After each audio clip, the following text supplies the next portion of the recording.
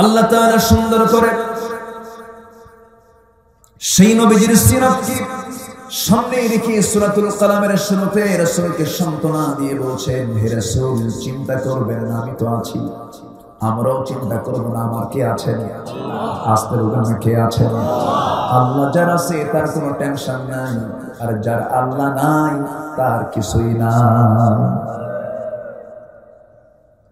আমার ভাইয়েরা, আমার বন্ধুগণ, আল্লাহ তাআলা রাসূলকে সুন্দর করে জানিয়ে দিচ্ছেন, নুন ওয়াল কলামি ওয়া মা ইয়াসতুরুনা মা আনতা বিনি'মাতি রাব্বিকা বিমাজনুন ওয়া ইন্না লাকা লাআজরান গায়রা মামনুন ওয়া ইন্নাকা লাআলা খুলুকিন আযীম। জোরে বলুন আল্লাহু আকবার। হে রাসূল, আপনাকে জি যা বলে বলুক, মনক্ষুণ্ণ হওয়ার কোনো দরকার নাই। আপনি কখনো মনমরা হবেন না, আপনি কখনো পাগল নন, উন্মাদ নন। আমি আপনাকে যা দিয়েছি পৃথিবীর কাউকে তা দান করি না। সীমাহীন নিয়ামত আমি আপনাকে ধন্য করেছি। আলাম নাশরাহ লাকা সাদরাকা ওয়া ওয়াদা'না আনকা ফিজরাক আল্লাযী আনকাযা যাহরাক ওয়া রাফা'না লাকা যিকরাক। জোরে বলুন আল্লাহু আকবার। ছোট্ট সূরার মধ্য দিয়ে রাসূলকে সীমাহীন নিয়ামতের ঘোষণা দিয়ে দিলেন। যারা পারেন ঠোঁট মিলিয়ে মিলিয়ে বলুন, ইন্না আ'তাইনাকাল কাউসার ফাসাল্লি লিরাব্বিকা ওয়ানহার ইন্না শানি'আকা হুয়াল আবতার। রাসূলকে যা দেওয়া হয়েছে পৃথিবীর কাউকে তা দেওয়া হয়েছে নাকি? দেওয়া হয়নি। এত সম্মান, এত মর্যাদা আল্লাহ রাব্বুল আলামিন তাকে দান করেছেন। আমার বন্ধুগণ, আমার নবীজির জন্ম এই পৃথিবীতে যখন হলো, মা আমিনা বলেন, আমার শিশু যখন আমার গর্ভে যখন ছিল 2 মাস 3 মাস যখন হয়ে গেছে, আমার শিশু দুনিয়াতে আসেই নাই। আমি যখন শিশুটা পেটে নিয়ে যখন রাস্তায় বের হতাম, যে রাস্তা দিয়ে যেতাম 2-3 মাইল লম্বা জুড়ে সব সুগন্ধে ভরপুর হয়ে যেত। মা আমিনা শাশুড়ি আমার নবীর দাদি ছেলে বউকে ডাক দিয়ে বলতেন, আমিনা শোনো, তুমি তো বিধবা মহিলা, তোমার স্বামীর ইন্তেকাল হয়ে গেছে, তোমার তো পারফিউম ব্যবহার করে বাইরে যাওয়া ঠিক নয়, তোমার গা থেকে এমন সুগন্ধি আসে কেন? মা আমিনার সঙ্গে সঙ্গে বলতেন, আমার শাশুড়ি আম্মা, আমি আমার স্বামীকে হারানোর পর আমি কোনো প্রকার সাজসজ্জা করি না, আমার গায়ে কোনো প্রকার পারফিউমও লাগাই না, কোনো আতর সুরমাও লাগাই না। কিন্তু আমার শিশু যখন আমার গর্ভে এসেছে, সেই দিন থেকে নিয়ে আজ পর্যন্ত কোথাও গেলে পরে 2-3 মাইল লম্বা সুগন্ধে ভরপুর হয়ে যায়। আমার নবীজি মা আমিনার গর্ভে যখন ছিলেন, মা আমিনা বলেন, যখন তিনি কোন কূপের ধারে গিয়ে কূপ থেকে পানি তুলতে যেতেন, বালতি তার শুধু কূপের সামনে নিলে পরেই নিচের পানিগুলো উপরের দিকে উঠলে আসতো, দড়ি লাগতো না। আলতো করে উপর থেকে তিনি বালতি দিয়ে পানি তুলে নিয়ে আসতেন। বান্ধবীরা বলতো, আমিনা, আমাদের পানি তুলতে কত কষ্ট হয়ে যায় তুমি যখন না থাকো, অতএব তুমি যখন পানি তুলতে আসবে আমাদেরকে জানাবে, তোমার বদৌলতে আমাদের কষ্ট করে পানি তোলার প্রয়োজন হবে না। আমার নবীজির বরকত কত! সেই বরকতের নবী আমার নবী, সে রাসূলকে নিয়ে আজকে আমাকে আলোচনা করতে বলা হয়েছে। তার চরিত্র, তার মাধুর্য, তার সৌন্দর্য অল্প সময় আমি কেমনে বলবো, তবে কোরআনের বিভিন্ন জায়গায় আল্লাহ তাআলা বর্ণনা করেছেন। 7টি বিষয়, 8টি বিষয় আমি তুলে ধরতে চাচ্ছি আমার নবীজির চরিত্রের মাধুর্য সমূহ। 1 নম্বর হলো উন্নত চরিত্র। কি চরিত্র বলেন? উন্নত চরিত্র। নাম্বার 2 হলো তিনি ছিলেন চরম সত্যবাদী। কৌতুক করেও জীবনে কখনো মিথ্যা বলেছেন এমন কোন রেকর্ড তার জীবনে ছিল না। যদি প্রশ্ন করা হয় এই দুনিয়াতে জীবনে যার মুখ থেকে একটা অযাচিত মিথ্যা কথা বের হয় না, একজন মানুষের নাম তখন লিখতে হবে, তিনি হচ্ছেন মুহাম্মদুর রাসূলুল্লাহ সাল্লাল্লাহু আলাইহি ওয়াসাল্লাম। ওয়া মা কানা লিনাবিয়্যিন আন ইয়াগুল। আমার নবীজি বেহুদা বাজে কোনো কথা জীবনে বলেছেন এমন কোনো রেকর্ড ছিল না। আমার বন্ধুগণ, নাম্বার 2 হলো তিনি ছিলেন অত্যন্ত নির্ভীক, সাহসী মানুষ ছিলেন, ভীত কোনো ভাব তার মধ্যে ছিল না। অনর নবীজির স্মৃতি ধারণা এই সমস্ত জায়গাগুলো থেকে বহু ইতিহাস আছে, বহু স্মৃতি চলে আসে। আমার ভাইয়েরা, আমার নবীজির জীবনের সবচেয়ে একটি কঠিন সময় পার হয়েছিল, যে রাত্রিতে আমার রাসূলকে হত্যার পরিকল্পনা করেছিল। আমার নবীর জিন্দেগীর সবচেয়ে বড় ভয়ানক রাতটা পার হয়েছে সেই রাত। আমি যখন ভাবের চিন্তায়, যখন আমি রাসূলকে নিয়ে ভাবনার চিন্তার জগতে চলে যাই, বিশ্বনবী কেমন করে সেই রাতটা পাড়ি দিয়েছেন, কি অমর চিন্তার মানুষ ছিলেন তিনি। কেউ নাই, আমার নবীজি ঘর থেকে বের হচ্ছিলেন হিজরতের রাতে। আমার নবীজি ঘর থেকে বের হতেনি চিন্তা করলেন, হঠাৎ করে বের হচ্ছে, আমার সঙ্গে মক্কাবাসীর কত লেনদেন আছে, এই লেনদেনগুলো না বুঝাই দিলে আমার আল আমিন খেতাবটা নষ্ট হয়ে যাবে। আস্তে করে আলীকে ডাক দিয়ে বলেন, আলী রে, খাতা কলম হাতে না, মক্কার মানুষ আমাকে মারতে চায়, কিন্তু আমি তো আমাদের খেয়ানত করতে পারবো না। সকাল যখন হয়ে যাবে, আমার শত্রুদের হাতে তাদের রেখে দেওয়ার টাকা পয়সাগুলো তাদের হাতে ফেরত দিয়ে দিবা। যেরকম সুবহানাল্লাহ, জোরে বলি সুবহানাল্লাহ। সাইয়েদনা আলীকে ঘরের মধ্যে রেখে দিয়া ঘর থেকে যখন বের হচ্ছিলেন, নির্ভীক চিত্তে বের হচ্ছেন, ভয়ে দিলের মধ্যে কোনো ভয় নাই, কারণ যার দিল আল্লাহর ভয় থাকে, কোনো ভয় পৃথিবীর তাকে তলাতে পারবে না। আল্লাহ তাআলা সুন্দর করে বান্দাকে বলছেন, বান্দারে, এই ভয়টা যদি তোর জাগ্রত হয়ে যায়, ওয়া আম্মা মান খাফা মাকামা রাব্বিহি ওয়া নাহান নাফসা আনিল হাওয়া ফাইন্নাল জান্নাতা হিয়াল মাওয়া। জোরে বলুন আল্লাহু আকবার। যার দিলের মাকামে আল্লাহর ভয়টা জাগ্রত হয়ে যাবে, তার ঠিকানা হয়ে যাবে জান্নাতে মাওয়া। আমার নবী আস্তে করে ঘর থেকে বের হচ্ছিলেন, সম্পূর্ণ একা, অস্ত্রে শস্ত্রে সজ্জিত, তরবারি নিয়ে সামনে দাঁড়ানো। আবু জাহেলের পেটুয়া বাহিনী রাসূলকে দুনিয়া থেকে বিদায়ের মাস্টার প্ল্যান হাতে নিয়েছে। আমার নবী হতাশ হলেন না, আমার নবী নির্ভীক চিত্তে সাহসিকতা নিয়ে সামনের দিকে রওনা করলেন। আমার আপনার সাহায্যের জন্য কে যথেষ্ট? আসতে বলবেন না, কে যথেষ্ট? আলাইসাল্লাহু বিকাফিন আবদাহ। বান্দার জন্য কাউকে লাগবে না, বান্দার জন্য কাকে লাগবে? আসতে বলবেন না, কাকে লাগবে? আল্লাহকে লাগবে। আমার নবীজি আস্তে করে ঘর থেকে বের হলেন, কেউ নাই তার সাথে। শত্রুগুলোকে দেখছেন, অস্ত্র শস্ত্রে সজ্জিত হয়ে দাঁড়ায় আছে। আমার নবী আস্তে করে হাতের মধ্যে বালু নিলেন, নিক্ষেপ করলেন। সবার চোখের কোনায় কোনায় বালু কোনাগুলো আমার আল্লাহ পৌঁছায় দিলেন। সবার চোখের সামনে দিয়ে বের হয়ে আসলেন, কাবার দিকে বারবার তাকাচ্ছেন, যে কাবাকে বুকে নিয়ে রাসূল 53 বছর কাটিয়েছেন। জীবনের 53 বছর যে কাবাকে নিয়ে তিনি কাটিয়েছেন। পাশে দিয়ে যখন আসতেছিলেন, আমার নবী কাবার দরজার সামনের দিকের বাসিন্দা ছিলেন। আমার নবীজি কাবার দরজার সামনে পূর্ব দিকের বাসিন্দা ছিলেন। আমার নবীর ঘর থেকে কেবলা ছিল পশ্চিম দিকে, আমাদের কেবলা পশ্চিম দিকে। আমার নবীজি যখন তিনি ঘর থেকে বের হয়ে আসতেছিলেন, বারবার কাবার দিকে তাকান। কাবাতে এমন একটা ঘরের নাম, পৃথিবীর সকল দৃশ্যগুলো দেখতে দেখতে পুরাতন মনে হয়। কক্সবাজারে আপনি গেলেন 2 বছর 3 বছর যাওয়ার পর কিছুই মনে হয় না। বান্দরবন গেলেন 3 বছর 4 বছর দেখলেন, তারপরে কিছুই মনে হয় না। আপনি চলে গেলেন স্ট্যাচু পার্টি দেখার জন্য, আমেরিকা দেখার জন্য গেলেন, বারবার দেখতে দেখতে পুরাতন মনে হয়ে যায়। কিন্তু আল্লাহর ঘর কাবার দিকে যতবার তাকানো যায়, প্রথমবারের চাইতে দ্বিতীয়বারের মজাটা আরো ডাবল ডাবল বেড়ে যায়। আল্লাহর রহমতে ধন্য আল্লাহর ঘর, কালো চাদরে মোড়ানো।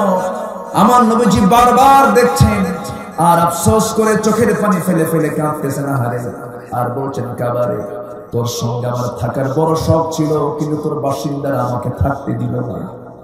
চললাম মদিনার দিকে। আমার নবী সম্পূর্ণ একা ঘর থেকে বের হয়ে যখন যাচ্ছিলেন, কোন দিকে যাবেন সিদ্ধান্তহীনতায় ভুগছিলেন। সোজা তার মনে হয়ে গেল, দেখি আমার বাল্য জীবনের বন্ধু 3 বছরের ছোট, আমার নবীজি তার 3 বছরের বড়। দরজায় গিয়ে নক করলেন, দরজায় আস্তে করে নক করলেন, ডাকতে দেরি, বিদ্যুৎ বেগে দরজা খুলে গেল। দরজা খোলার সঙ্গে সঙ্গে রাসূল বলছেন, আবু বকর আস্তে ডাক দিলাম, চট করে দরজা খুললা, তুমি কি ঘুমাও না? তিনি বলছেন, ইয়া রাসূলুল্লাহ 6 মাস আগে বলেছেন, সেই দিন থেকে নিয়ে আজ পর্যন্ত আমার বিছানাকে আমি হারাম করে দিয়েছি ঘুমের জন্য। আমি দরজায় পিঠ লাগায় থাকতাম, কোন দিন আপনি ডাক দিবেন সেই প্রত্যাশার রাত আজকে আপনি আমাকে ডাক দিয়েছেন। হুজুর আর দেরি করবেন না, আমি আপনাকে নিয়ে চলে যাচ্ছি। সিরাত ইবনে হিশাম সহ আরো সিরাত গ্রন্থে এসেছে। আমার নবীজি করলেন কি? বলছেন, আবু বকর চলো রওনা দেই। তিনি বলছেন, ইয়া রাসূলুল্লাহ আপনি যদি হেঁটে হেঁটে যান আপনার পায়ের চিহ্ন আবু জেহেল টের পাবে। আবু জেহেল তেমন একজন ছিল, প্রচন্ড মেধাবী ছিল। মানুষের কদমের চিহ্ন দেখে বলতে পারতো এটা কোন কওমের লোকের পায়ের চিহ্ন। এমনকি উটের পায়খানা দেখেও বলতে পারতো এটা কোন কওমের উটের পায়খানা। প্রচন্ড মেধা ছিল আবু জেহেল। হে রাসূল আপনাকে ওরা ধরে ফেলবে, অতএব আপনি হাঁটবেন না, আমি কি করব? সাইয়েদনা আবু বকর বলেন, ইয়া রাসূলুল্লাহ আপনি আমার পিঠে চড়েন। আমার নবীকে সাইয়েদনা আবু বকর তার পিঠে চড়ায় নিয়া আমার রাসূলকে পিঠের উপরে বহন করে নিয়া 2 বৃদ্ধাঙ্গুলের দিকে ভর দিয়া দিয়া পিছনে একটা চাদর ফেলে দিয়া চাদরে পায়ের চিহ্নগুলো মুছে মুছে দিয়া সেই মক্কার সামনে থেকে জাবালে সূরে গিয়া সরে গিয়েছে। আমার নবীজি বলছেন, আবু বকর এত কষ্ট তুমি আমার জন্য করলা। আমার ভাইরা ওমর ফারুক মাঝে মাঝে বলতেন, আমার ভাই বকর হিজরতের রাতের যে সওয়াব কামাই করেছে, ওমর সারা জীবন সওয়াব কামাই করে সেই এক রাতের সওয়াব কামাই করতে পারে না। আমার নবীজি জাবালে সূরে গিয়া আশ্রয় নিলেন। বাপ যেমন বেটিও তেমন খাবার নাই। আসমা বিনতে আবু বকর সিদ্দিক রাদিয়াল্লাহু তাআলা আনহা তিনি করলেন কি, চাদর নিজের গায়ের ওড়নাটা ছিঁড়লেন, ওড়নার ভিতরে খাবারগুলো দিয়া দিয়া 3 বেলা জাবালে সূরে আশ্রয় নিয়েছেন রাসূল খাবারগুলো পৌঁছায় দিয়ে আসতে। আমার নবীজির সুন্দর ব্যবহার, সুন্দর কথা, সুন্দর আচরণে কেউ অনুক্ষুণ্ণ হয় নাই। নবীজি নবুয়ত পান নাই যতদিন পর্যন্ত আবু লাহাব তাকে ভালোবেসেছে। মক্কার প্রতিটা মানুষ তাকে মহব্বত করেছে। এমনকি জি হাজেরা আসওয়াদে গিয়ে আজকে হাজেরা চুম্বন করে আসেন। এই হাজেরা আসওয়াদের একটা বরকত হলো, চুম্বন করবেন আল্লাহ তাআলা চুম্বনের বরকতে তাকে গুনাহ মাফ করে দিবেন। কিন্তু আমার ভাইরা সেই হাজেরা আসওয়াদ সংস্কারের প্রয়োজন হলো নবীজির নবুয়ত পাওয়ার একটু আগে। হাজেরা আসওয়াদটা কে রাখবে, কোন গোত্রের কোন নেতা রাখবে, এটা নিয়ে মারামারি শুরু হয়ে গেল। 4 গোত্রের 4 নেতা বলে আমার নেতা, ও বলে আমার নেতা, ও বলে আমার নেতা। শেষ পর্যন্ত 4 গোত্রের গোত্র প্রধানরা সবাই সিদ্ধান্ত নিল আগামীকালকে সবার আগে যে আল্লাহর ঘরে ঢুকবে, হারামের মধ্যে ঢুকবে, সেই হাজেরা আসওয়াদ সংস্থাপন করবে।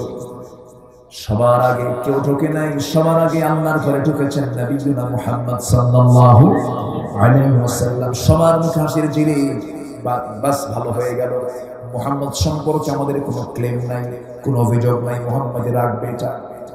আমার নবীজির ব্যাপারে সবাই ইতিবাচক সিদ্ধান্ত নিয়ে নিল। আমার নবীজি 4 গোত্রের প্রধানকে ডাক দিলেন। ডাক দিয়ে করলেন কি, নিজের গায়ের চাদরটা তিনি বিছায়া দিলেন। বিছায়া দিয়া চাদরের ঠিক মাঝখানে হাজেরা আসওয়াদটা রেখে দিলেন। হাজেরা আসওয়াদ রেখে দিয়ে বললেন, 4 গোত্রের 4 নেতা আমার চাদরের 4টা কোণা ধরো। আল্লাহু আকবার বলেন। আমার চাদরের 4টা কোণা ধরো। 4টা কোণা যখন ধরা হলো, এবারে রাসূল বলছেন, গোত্রপতিরা তোমরা সামনের দিকে এগিয়ে চলো। হাজেরা আসওয়াদ যে কোণায় রাখা হবে ঠিক সেই জায়গায় যখন রাখা হলো, রাসূল আস্তে করে হাজেরা আসওয়াদটা নিজের হাতে নিয়ে কোণায় সংস্থাপন করে বুঝায় দিলেন, ও মক্কার নেতারা, আমি আল্লাহর নবী হতে চলছি। জোরে করুন সুবহানাল্লাহ। নবী তো সবার কাছে ভালো ছিলেন নবুয়তের আগ পর্যন্ত, কিন্তু খারাপ হলেন কেন? সেই লোকটা এবার তাদের কাছে কেন খারাপ হলেন? এই প্রশ্নের জবাব আমরা আজকে শুনব না? জোরে বলি, আরো জোরে বলি ইনশাআল্লাহ। আমি মাহফিল একটা বরকত পাই, জানেন, খুব ভালো লাগে আমার। আমি গত বছর এসেছিলাম, আমি খুবই আনন্দ পেয়েছি। আপনাদের কষ্ট হচ্ছে কিনা জানি না, বলি আলহামদুলিল্লাহ। আজকে মাহফিলের প্রথম রজনী তো, কালকে সেকেন্ড রজনী। স্বাভাবিকভাবেই মানুষের একটা চিন্তা থাকে, শেষ দিনে মানুষের একটা আশা, একটা চিন্তা মাথায় থাকে। তা আজকে আমরা যা করেছি, আগামীকালকে আরো ডাবল আসবো, জোরে বলি ইনশাআল্লাহ। পরশুদিন আরো আসবো, যেন কমিটির 12টা বাজে, জোরে বলি ইনশাআল্লাহ। সম্মানিত ভাইরা, আমার নবীজি জাবেলে সুর থেকে 3টা দিন থাকার পর সেখান থেকে রওনা করলেন মদিনার উদ্দেশ্যে। রাসূল কি হতাশ হয়েছিলেন? আসতে হতাশ হয়েছিলেন? ঘর ছাড়লেন, বিছানা ছাড়লেন, আত্মীয় স্বজন ছাড়লেন, সম্পত্তি ছাড়লেন, সব ছেড়ে দিয়া মক্কা থেকে কোথায় গেলেন? বেড়ানোর জন্য? বেড়ানোর জন্য? সেকেন্ড হোম বানানোর জন্য না, গেছেন তিনি দিন কায়েমের জন্য। কি কায়েমের জন্য? দিন কায়েমের জন্য। কারণ ইতিহাস সাক্ষী, আমাদের জাতির পিতাকে, আরো জোরে বলেন, আরো জোরে, ইব্রাহিম আলাইহিস সালাতু ওয়াস সালাম, তিনিও কি নিজের দেশে থাকতে পেরেছেন? না, তিনিও থাকতে পারেন, তাকে হিজরত করতে হয়েছে। তো বাপ যদি হিজরত করে, অবশ্যই সন্তানদেরও হিজরত করতে হবে, এটাই তো স্বাভাবিক। মুসা আলাইহিস সালাতু ওয়াস সালাম তিনিও হিজরত করতে বাধ্য হয়েছেন। অধিকাংশ পয়গম্বররা তৎকালীন রাষ্ট্রযন্ত্র কর্তৃক নির্যাতিত হয়েছে। যারা হকের কথা বলবে তাদের উপরই চলবে অত্যাচার, জুলুম, নির্যাতন, নিপীড়ন। তাদের মুখ থেকে হক বের হবে না। বুঝে নিতে হবে ওরাই হচ্ছে সমাজের টাটকা মুনাফিক। এরকম টাটকা মুনাফিক আছে না নাই? সম্মানিত ভাইরা, একই কালিমার দাওয়াত দেয়, কেউ ফুলের তোড়া পায়, কেউ পোলাও, কোরমা, বিরিয়ানি, জর্দা পায়। আবার একই কালিমার দাওয়াত দিয়া বছরের পর বছর 4 শিকার দেওয়ালের বন্দিত্ব জীবনের সময় কাটায়। তোমার কালিমার দাওয়াত আর আমার কালিমার দাওয়াত কখনো এক হতে পারে না। ইমামদের ভিতরে সবচেয়ে বড় ইমাম হচ্ছেন ইমামে আযম আবু হানিফা রাহমাতুল্লাহ আলাইহি। মৃত্যুটা হয়েছে বাড়িতে না জেলখানায়? বলেন বলেন বলেন, বাড়ি না জেলখানায়? আপনি ভাবতেছেন 5 ওয়াক্ত নামাজ পড়বো, রমজান মাসে রোজা রাখবো, টাকা আছে হজে যাব, দান সদকা করব, একটু মানুষের মাঝে একটু খরচ টরচ করবো, আর ভাবলাম জান্নাত পেয়ে যাবো। এত সস্তা। জান্নাত পেতে হলে ইব্রাহিমের সুন্নাত আমার আপনার জীবনে আনতে হবে মুসলমান। মুসা আলাইহিস সালাতু ওয়াস সালাম একটু রাগী মানুষ ছিলেন, সবাই চিন্তিত থাকে নাকি? বলি আলহামদুলিল্লাহ। প্রচন্ড রাগী ছিল বেচারা। তার সামনে এক কীর্তি এসে দুষ্টামি করতেছে, বেয়াদবি করতেছে। উনি বললেন, তুমি এত বেয়াদবি করো কেন? তোমার ভুল তো এটা, কেন? আমি ভুল করিনি। ভুল করেছো, ভুল করিনি। ভুল করছো তুমি, ভুল করিনি। ওনার তো রাগ ছিল খুব বেশি, আর অভ্যাস ছিল কি মারা, কি মারা হবে না, চড়, থাপ্পড় মারা। তার চপা ডাকাত ছিল তার একটা অভ্যাস। 2 বছর থেকে, কয় বছর থেকে? 2 বছরে তিনি শুরু করছিলেন ফেরাউনের গাল দিয়ে। কার গাল দিয়ে? ফেরাউনের গাল দিয়ে শুরু করছিলেন। প্রচন্ড রাগী ছিলেন। রাগের ঠেলায় তার চুলগুলো খাড়া হয়ে যেত। এমনকি মালাকুল মউত আজরাইলও একদিন জান কবজ করতে এসে থাপ্পড় খাইয়ে দিয়েছে। জেনাথন নবী নাকি? আল্লাহ তাআলা তাকে তাওরাত কিতাব দিয়েছেন এবং খুব দামি নবী তিনি। তো তার সামনে বেয়াদবিকার উনি সহ্য করতে পারেন। মারছেন থাপ্পড়, এক থাপ্পড় মারাও সারা, মরে যাওয়া সারা। যখন মরে গেছে বলতেছে, আল্লাহ দোষ তো আমার না।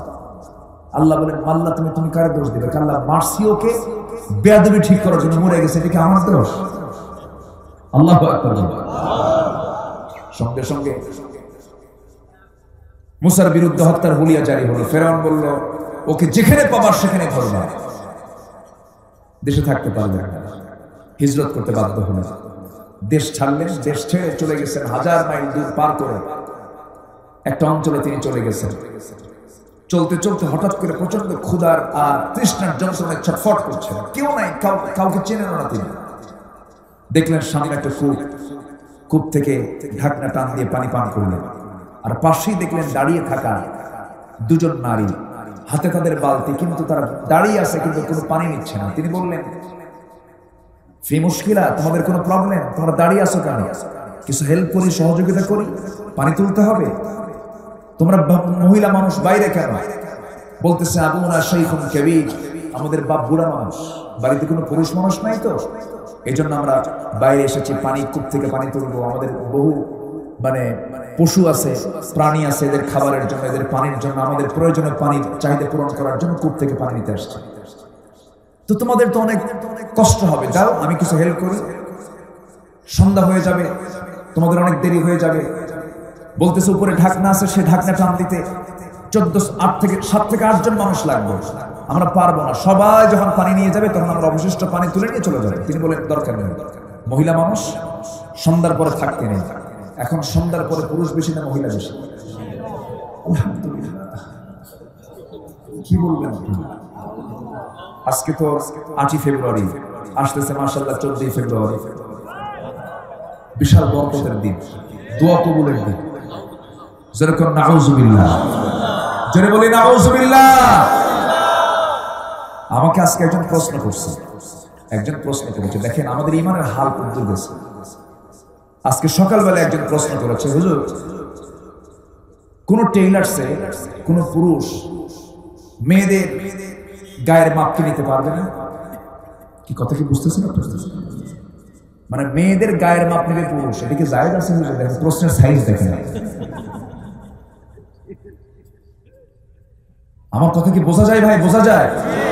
আজকে সমাজ কোথায় চলে গেছে, প্রশ্নের ধরন দেখলেও টের পাওয়া যায়। সম্মানিত ভাইয়েরা, একজন নারী গায়ের মাপ দেবে, কোন পুরুষ? কি গায়ের মাপ দেবে বলেন? এখন গায়ের মাপ দেয় কারা?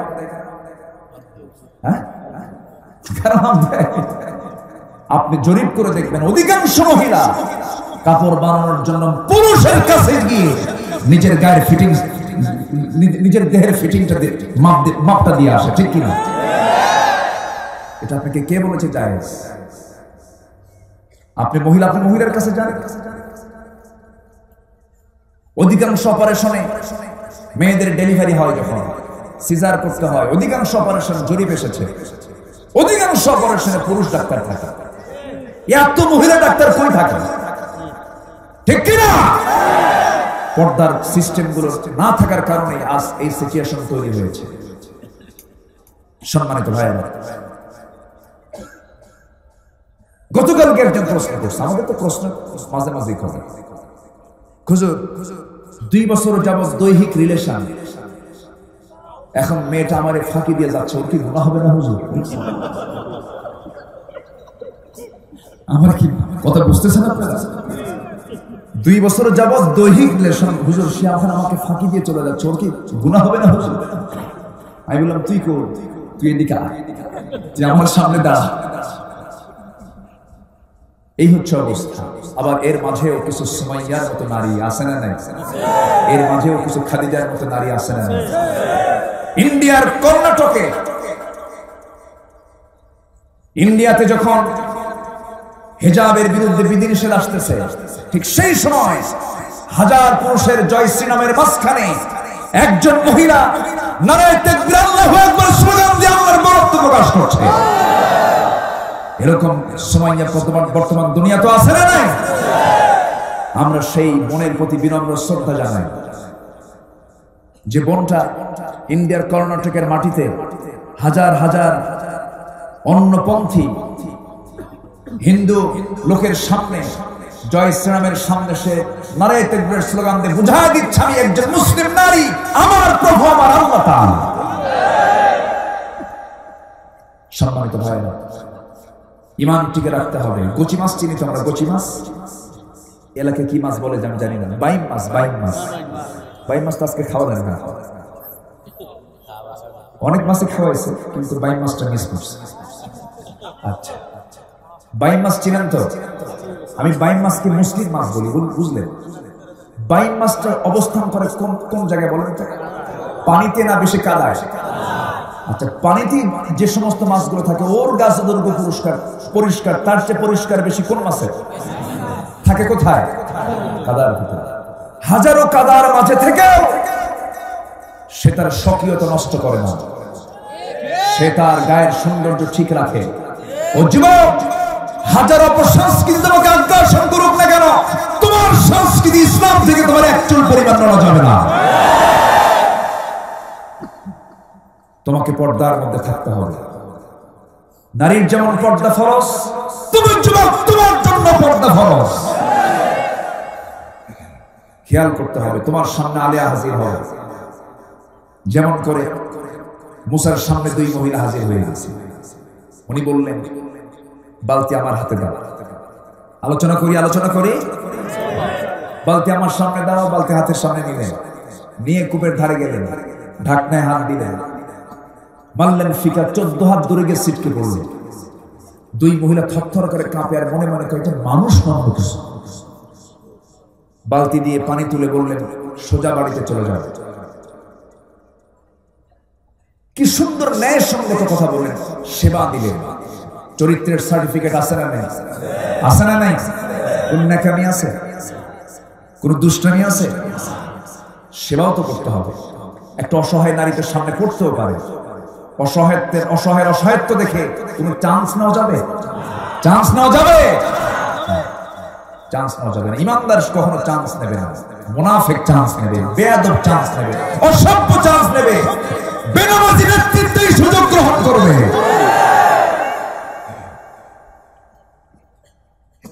মহিলা দুইটা চলে গেছে।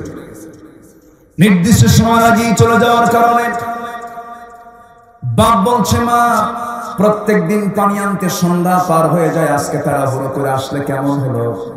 কি হয়েছে তোমাদের? বলছে, আব্বা কাবিয়ুন আজিজ, শক্তিশালী একজন যুবককে দেখতে পেলাম, খুব শক্তিশালী যুবক, বিশাল গায়ে তার শক্তি, ঢাকনা একাই সে সরায় দিয়া আমাদেরকে পানি তুলে সহযোগিতা করলো। এবার বৃদ্ধ পিতা বলছে, মা শোনো, আগামীকালকে তুমি আমার বড় মেয়ে, তুমি যাবে, গিয়ে আমার সালামটা জানিয়ে বলবে অবশ্যই সে যেন আমার সঙ্গে সাক্ষাৎ করার জন্য আমার বাড়ি পর্যন্ত চলে আসে। পরের দিন চলে গেছে, সালাম কালাম দিয়ে বলছে, হে যুবক, আব্বা জান বুড়া মানুষটাকে তেমন ভালো দেখেন না, আপনাকে দাওয়াত, আমাদের বাড়িতে যেতে হবে। সঙ্গে সঙ্গে মুসা বলছেন, মহিলা মাথা নিম্নগামী করে চোখটা নিচের দিকে রেখে বলছে, মহিলা শোনো, আমি তোমাদের বাড়িতে যেতে রাজি আছি, তবে বাড়িতে চিনেন আমি কেমন করে যাব? মহিলা বলছেন, আপনি চিন্তা করবেন না, আমি আপনাকে সঙ্গে করে নিয়ে যাব, আমি থাকবো সামনে, আপনি থাকবেন আমার পিছে পিছে, আমাকে ফলো করবেন। মুসার মেজাজ গেছে বড় হয়ে, চোখ এরকম বড় হয়েছে, বাড়ায় বলছে, মহিলা তুই কি করবি? তুই আমার সামনে থাকবি আর আমি তোর পিছে থাকবো? আমি এরকম করিস? তুই পিছে আমি সামনে যাই। এদেশের 18 কোটি মানুষ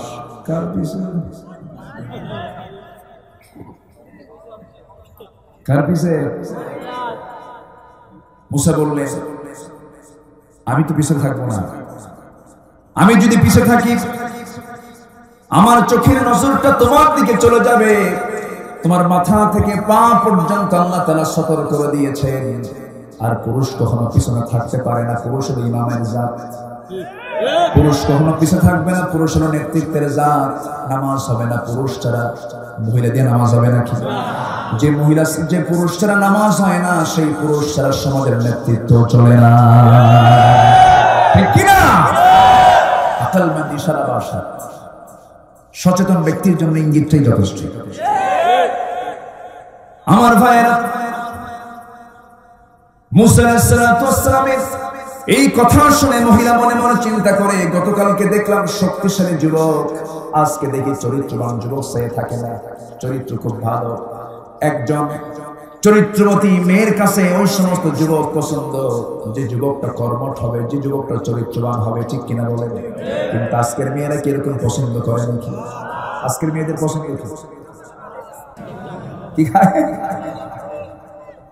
আজকের মেয়েদের পছন্দ গুলো বাপ পছন্দ করছে, মা একটা ছেলে পছন্দ, সে ইঞ্জিনিয়ার, খুব ভালো, আল্লাহওয়ালা, মুখে দাঁড়িয়ে আছে, নামাজ কালাম পড়ে। কাচ্চা বাবা ঠিক আছে, আমি আসো তো। দেখছে, দেখার পর বলতেছে, আব্বা তোমার পছন্দ এত নিচে নেমে গেছে, তুমি কাকে নিয়ে আসছো? তো চাচা, মুখে দাঁড়িয়ে। এরকম মহিলা আছে না নাই? আছে না নাই? বাপ বিয়ে দেবে মেয়েকে, মা বিয়ে দেবো, আব্বা তোমার দেখার দরকার, আমি দেখে রাখছি। মোটামুটি 4-5টা আছে পছন্দে, লাইনে আছে, দেখি কোনটা পছন্দ হবে। আছে না নাই? এরকম আছে না নাই? একসঙ্গে মোবাইল দিয়া 1 ডজন নোংরামি করে। আছে না? আছে না? নোংরামি করে, চ্যাটিং করে, মিস কল মারে। আবার বলে, হুজুর মিস কল তো কোরআন শরীফে আসছে, কোথায়? ফামাইয়া আমাল মিস কল। জোরে কোন নাউযুবিল্লাহ। কষ্ট হচ্ছে আপনাদের? কষ্ট হচ্ছে? মুসা আলাইহিস সালাম সামনে সামনে চললেন, পিছে পিছে মহিলাও যাচ্ছে। এবার মুসা আলাইহিস সালাম বলছেন, মহিলা শুধু একটা কথার বেশি 2টা কথা বলতে পারবি না। আমি নাম সামনের দিকে চলবো, শুধু বলবি ডানে বামে, এর উপরে কোনো কথা বলা যাবে না। দেখছেন ইমানটা? দেখেন ইমানটা দেখেন। আল্লাহু আকবার। ইনিয়ে বিনিয়ে কথা বলবা, এরকম সুযোগ নাই। ওয়াকুলনা কাওলান মারুফা। চলে গেলেন বাড়ি পর্যন্ত। বৃদ্ধ লোকটার সঙ্গে দেখা হলো, সালাম বিনিময় হলো। সালাম দেওয়ার সঙ্গে সঙ্গে বৃদ্ধ লোকটা বলে ফেলতেছে, যুবক তোমার নাম তো মুসা। থমকে দাঁড়ালেন, গা ঝেড়ে দাঁড়ালেন। আহারে, 1000 মাইল অতিক্রম করে চলে আসলাম, হিজরত করে এত দূর। এই লোকটা আমাকে চিনলো কেমনে? থেকে ফেরাউনের লোক নাকি? বিশাল টেনশনে পড়ে গেছে। এবার বৃদ্ধ লোকটা বলছে, ও যুবক তুমি মনে মনে কি চিন্তা করো? তিনি বলছেন, আমার চিন্তা হচ্ছে আপনি আমাকে চিনলেন কেমন করে? আপনি তো আমাকে চেনার কথা নয়। এবার বলছেন, শোনো মুসা, শুধু তোমার নামটাই জানি না, তোমার কামটাও জানি। কি? থাপ্পড় মারছে, মানুষ মরে গেছে। এবার তিনি আরো জড়সড় হয়ে গেলেন। এবার বলছেন, চিন্তা করো না মুসা, তুমি যার সামনে দাঁড়িয়ে কথা বলছো, এই বৃদ্ধ মানুষ কিন্তু সাধারণ বৃদ্ধদের কাতারের বৃদ্ধ না। এই বৃদ্ধর পরিচয় হলো এই মাদিয়ানবাসীর জন্য আল্লাহ পাক যাকে পয়গম্বর করে পাঠিয়েছেন। ওয়া ইলা মাদিয়ানা আখাহুম শুআইবা। আমি হলাম এই মাদিয়ানবাসীর জন্য আমি আল্লাহর পয়গম্বর শুআইব আলাইহিস সালাম। মুসার আনন্দ দেখে কে? মুসা আলাইহিস সালাম সঙ্গে সঙ্গে জড়িয়ে ধরে তাকে বরণ করে নিলেন। এবার শুআইব বলছেন, শোনো, গতকালকে আমার মেয়েকে দেখেছো, আজকে আমার মেয়েকে দেখেছো, সর্বোচ্চ তোমার 2 বার দেখা হয়ে গেছে। আমি যে কোনো একটা মেয়েকে তোমার সঙ্গে বিয়ে দেব, তুমি কি বিয়ে করতে রাজি আছো নাকি? বিয়ের প্রস্তাব দিয়ে দিলেন। দেখেন হিজরত করতেছেন, বিয়েও ঠিক হয়ে যাচ্ছে। আল্লাহু আকবার। কি সুন্দর যুবক ছিলেন মুসা আলাইহিস সালাম, কি চরিত্র ছিল। আমার ভাইরা, মুসা আলাইহিস সালাম বলছেন, আপনি যদি আপনার মেয়েটাকে আমার সঙ্গে বিয়ে দেন, জাওজাতে যদি বিয়ে দেন, আমি বড় ভাগ্যবান হয়ে যাব, কারণ নবীর মেয়েকে আমি বিয়ে করতে পারবো, আমি বড় ভাগ্যবান হয়ে যাব। এবার সালাম বলছেন, ও যুবক, বিয়ে তো দেবো, কিন্তু তোমার রেকর্ড তো ভালো না। কেন? থাপ্পড় মারলে মানুষ মরে। কথা বলেন, থাপ্পড় মারলে মানুষ মরে। তোমার মেজাজটা খুব বেশি। তোমার এই রাগটা কমানোর জন্য আমি তোমাকে কিছু কাজ দেবো। সেই কাজটা হলো 8 বছর আমার বাড়ির ছাগল তোমাকে পালন করতে হবে। 8 বছর হলো অনার্স কোর্স, আর 10 বছর হলে পরে মাস্টার্স কোর্স হয়ে যাবে। 10 বছর যদি লালন পালন করো, তোমার কোর্সটা সম্পূর্ণ হয়ে যাবে। মুসা সেই দায়িত্ব নিলেন। সবচেয়ে আগে মানুষ যদি ছাগল পালার দায়িত্ব নেয়, তাহলে কি হতে পারে বলেন? ছাগল তো খুব শান্ত প্রাণী, তাই না? ছাগল কত সুন্দর, এত সুন্দর মানুষ আপনারা। ছাগলের ব্রেক মারা বোঝেন কিনা? ছাগল যদি একবার, আমি তো গ্রামে বড় হয়েছি, ক্লাস 4-5 পর্যন্ত আমি গ্রামে এই মেঠো পথে চলাফেরা করেছি। ছাগলও ছিল, ছাগলও চড়েছি। ছাগল যদি একবার ব্রেক মারা বোঝেন তো, 4টা পায়ের সামনের 2টা পা যদি একবার মাটিতে গেড়ে দেয়, দড়ি আপনি টানবেন, দড়ি ছিঁড়ে নিয়ে যাবেন অন্য। এই হলো ছাগল। এই ছাগল পালার দায়িত্ব দেওয়া হলো তাকে একটানা 10 বছর। কোন নবীকে? যে নবীর সামনে কোনো বেয়াদবি উনি সহ্য করতে পারেন না।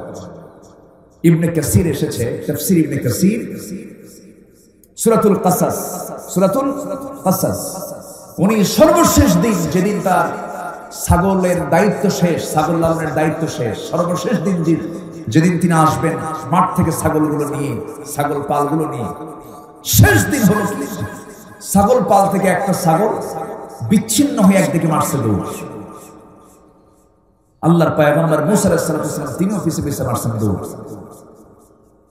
ছাগল দৌড়ায়, আল্লাহর নবীও দৌড়ান, দৌড়াতে দৌড়াতে শেষ পর্যন্ত ছাগল আর পারল না, কারণ নবীদের শক্তি তো বেশি।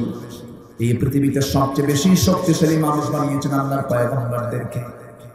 আমার নবীর শক্তি ছিল 100 জন জান্নাতি পুরুষের সমান শক্তি। আল্লাহু আকবার। 100 জন জান্নাতি পুরুষের যে শক্তি, তার সমান শক্তি ছিল আমার নবীর গায়ের শক্তি। আল্লাহু আকবার। আমার নবীজি আল্লাহ তাআলা তাকে বহু বরকতে ধন্য করেছেন। একটু পরে আসতেছি, মুসার কথা বলতেছিলাম।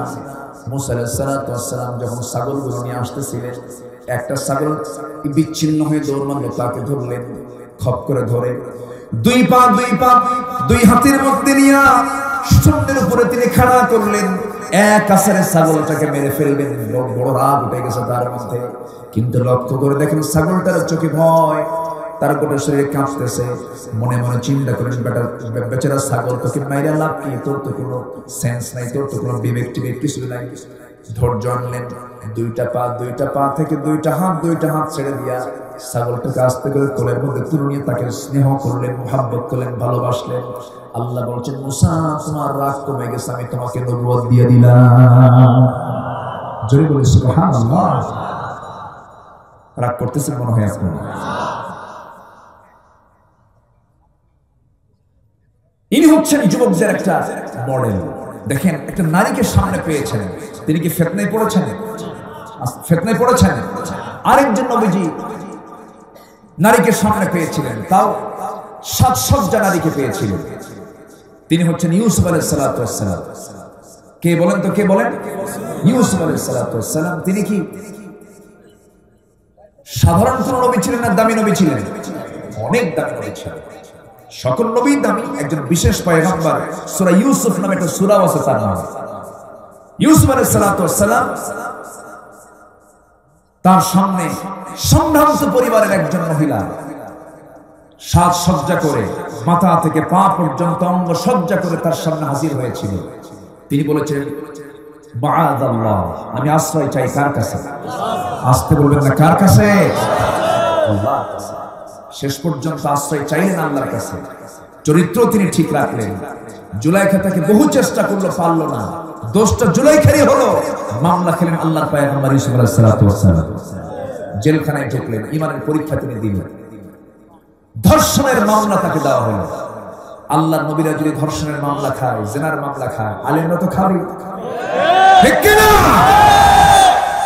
হতাশার কোনো কারণ নেই, হতাশার কোনো কারণ নাই। আমার বিশ্বাস, সামনের দিন গোটা পৃথিবীতে ইসলামের দিন, কোরআনের দিন, ইসলামের বিজয়ের দিন, ইনশাআল্লাহ।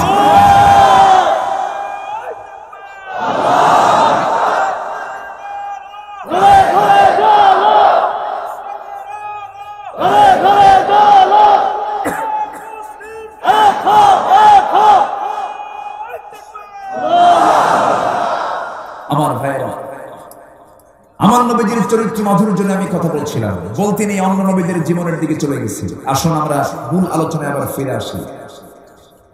আমার নবীজির ভিতরে এক নাম্বার, আল্লাহ তাআলা তার চরিত্র মাধুর্য যতগুলো দিয়েছেন, এর মধ্যে এক নাম্বার হলো উন্নত চরিত্র। কি চরিত্র বলেন?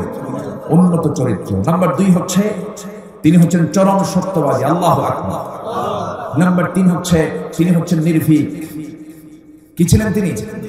কোন ভয় তার মধ্যে ছিল না। কার ভয় ছাড়া? আল্লাহর ভয় ছাড়া। নাম্বার 3 হচ্ছে অটল ব্যক্তিত্ব এবং আল্লাহর প্রতি নির্ভরশীলতা। অটল ব্যক্তিত্ব তার মধ্যে কাজ করেছে সর্বক্ষণ। নাম্বার 5 হলো চরম শত্রুর প্রতিও তিনি ক্ষমাশীল ছিলেন। আমার নবীর ভিতরে ছিল প্রতিশোধের নীতি না ক্ষমার নীতি? বলেন বলেন, প্রতিশোধ না ক্ষমা? ক্ষমার নীতি ছিল। আমার নবীজি সামনে নামাজ পড়েছে, 5 ওয়াক্ত নামাজ পড়েছে, এমন একজন ব্যক্তি মুনাফিক ছিল, তার ইন্তেকাল হয়ে গেল, তার মৃত্যু হলো। আমার নবীজি শুনতে পারলেন যে মুনাফিকটা মরে গেছে। তার ছেলেটা ভালো ছিলেন, সাহাবী ছিলেন। আমার নবীর সামনে এসে বললেন, ইয়া রাসূলুল্লাহ, আমার আব্বা মারা গেছে। আমি জানি আমার আব্বা ভালো না, উনি মুনাফিক, কিন্তু ইয়া রাসূলুল্লাহ, আপনি যদি আমার আব্বার জন্য আপনার পরনের জুব্বাটা দিয়ে দিতেন, আপনার জুব্বাটাই আমার আব্বার কাফনের কাপড়টা বানায় দিতেন। নবীজি মানা করলেন না, মুনাফিক কিন্তু নবীজির বন্ধু না শত্রু? শত্রু। আমার নবীজি কি করলেন? নিজের গায়ের জুব্বা দিয়ে দিলেন। কিছুক্ষণ পর ওই মুনাফিকের ছেলে সাহাবী এসে বলছেন, ইয়া রাসূলুল্লাহ, আমি আপনার কাছে আরজ রাখবো, আমার বাবার জানাজার নামাজটা আপনি পড়ায় দিবেন। রাসূল বলছেন, ঠিক আছে, তুমি চলে যাও। চরম শত্রুর পরে আমার নবীজি জানাজা পর্যন্ত হাজির হয়ে গেলেন। জানাজায় হাজির হওয়ার পরে রাসূল জানাজা পড়াবেন, পিছনে এসে সাইয়েদনা ওমর ফারুক রাদিয়াল্লাহু তাআলা আমার নবী জুব্বা টানতেছেন আর বলছেন, হুজুর, আপনি কার জানাজার নেতৃত্ব দিচ্ছেন? সে তো মুনাফিক ছিল। রাসূল বলছেন, ওমর, আমাকে আমার কাজে বাধা দিও না, আমি জানাজা পড়াবো, আমি জানাজা পড়ায় দেই। আমার নবী নিজের গায়ের ব্যবহৃত জুব্বাটাও দিলেন, জানাজাও শামিল হয়ে গেলেন। আল্লাহ তাআলা সঙ্গে সঙ্গে আয়াত নাযিল করেন, সূরা মুনাফিকুনের 6 নম্বর আয়াত, সাওয়াউন আলাইহিম ইস্তাগফারতা লাহুম আম লাম তাস্তাগফির লাহুম লান ইয়াগফিরাল্লাহু লাহুম ইস্তাগফির লাহুম আও লা তাস্তাগফির লাহুম ইন তাস্তাগফির লাহুম 70 মাররা ফালান ইয়াগফিরাল্লাহু লাহুম। জোরে বলুন আল্লাহু আকবার। হে রাসূল, আপনি ওই মুনাফিকের জন্য মাফ চান অথবা না চান, 70 বার যদি আপনি তার জন্য ক্ষমা চান, আমার দরবারে তার দোয়া, তার ক্ষমা কখনো মঞ্জুর হবে না। তাহলে বোঝা গেল যে আমার নবীজি মুনাফিকের জন্য দোয়া করলো, সেই দোয়া আল্লাহর দরবারে কবুল হবে। আস্তে করে কবুল হবে। এখান থেকে আরেকটা বিষয় স্পষ্ট হলো, নবীজি মুনাফিকের জন্য সুপারিশ করলো, সেই সুপারিশ গ্রহণ করা হবে। মুনাফিক আমার দেশে নাই তো? আসতে বলবেন না, আছে না নাই? এই মাহফিল না হোক এরকম লোক আছে না নাই? আছে না? মাহফিল শুনলি গায়ে জ্বলে, গাজালা পড়া চলে, কোরআনের আলোচনা শুনলি মেজাজ গরম হয়ে যায়। ওই সমস্ত লোকদের মধ্যে লুকানো আছে আবু জেহেল, হামানদের রক্ত লুকানো আছে। সম্মানিত ভাইরা, এখান থেকে একটা বিষয় স্পষ্ট হলো যে নবীর সুপারিশ গ্রহণ হবে না ওই সমস্ত ব্যক্তির ক্ষেত্রে যারা মুনাফিক। আমরা মুনাফিকের সমস্ত চরিত্র নিজের জীবন থেকে মাইনাস করে ফেলেছি। জোরে বলি ইনশাআল্লাহ, আর জোরে বলি ইনশাআল্লাহ। আমি কি দোয়া করে দেব? এই লোকগুলো ওঠে কেন? বসে ও ওজোর মানে হাজার, একটু বসেন না, একটু বসেন আর কিছুক্ষণ। আপনার কি সমস্যা?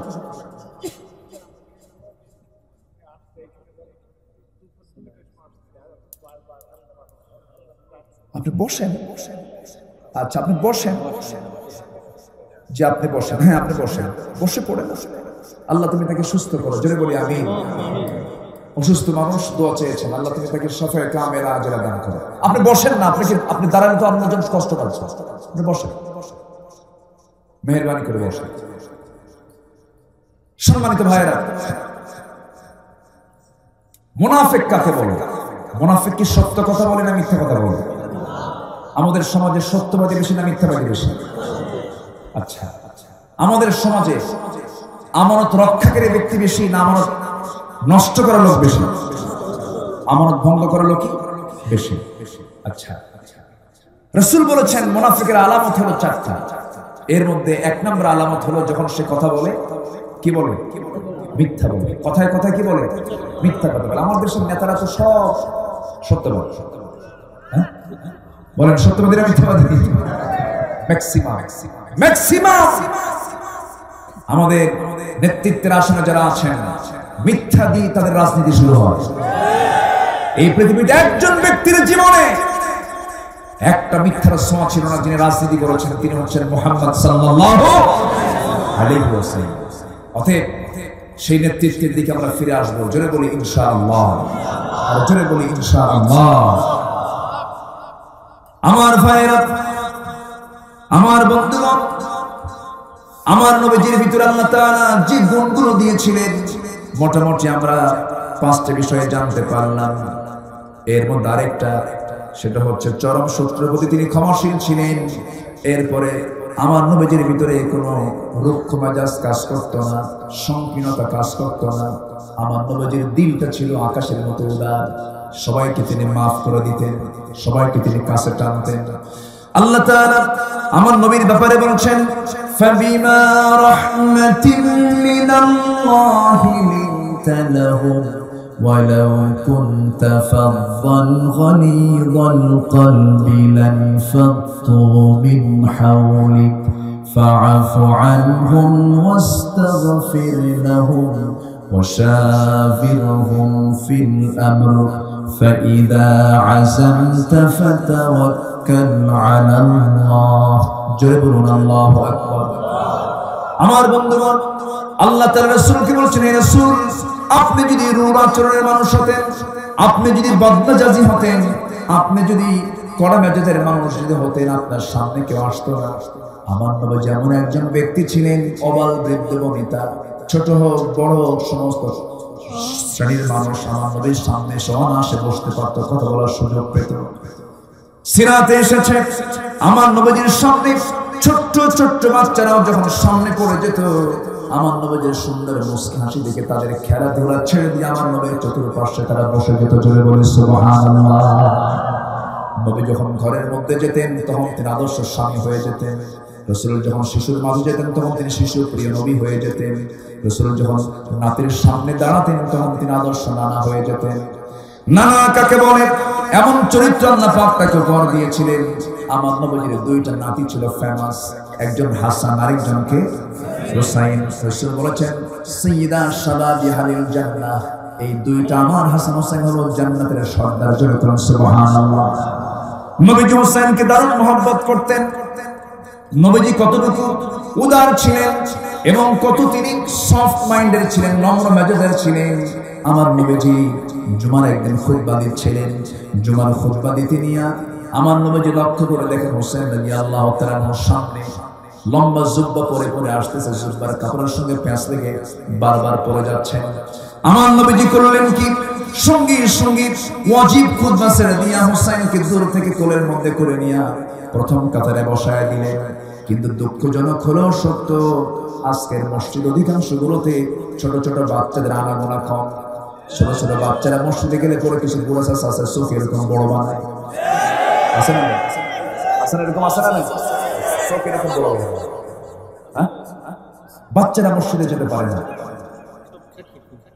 কিছু কিছু বুড়া চাচা সারা জীবন তো নামাজ পড়ে নাই, বুঝলেন? বুড়া হয়ে গেছে, বাড়িতে বুড়িও পছন্দ করে না। আমি বুড়া চাচাদের আমি গাল দিচ্ছি না, বোঝার জন্য বলছি।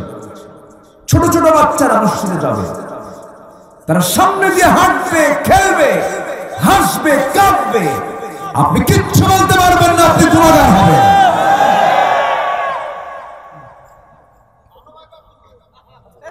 ভালোভাবে বলবো আর কি হয়ে বলবো, ইংরেজিতে বলবো? হ্যাঁ। চোখ বন্ধ করে ছেলে হোক মেয়ে হোক, আপনার 4-5টা যা আছে সব নিয়ে যাবেন মসজিদে, 5 ওয়াক্ত নিয়ে যাবেন। ওরা নামাজ শিখবে মসজিদ থেকে, ওরা লাইন শিখবে, শৃঙ্খলা শিখবে, আদব শিখবে, আখলাক শিখবে। মসজিদ হচ্ছে মুসলমানদের সবচেয়ে জীবনের বড় সাংস্কৃতিক কেন্দ্র।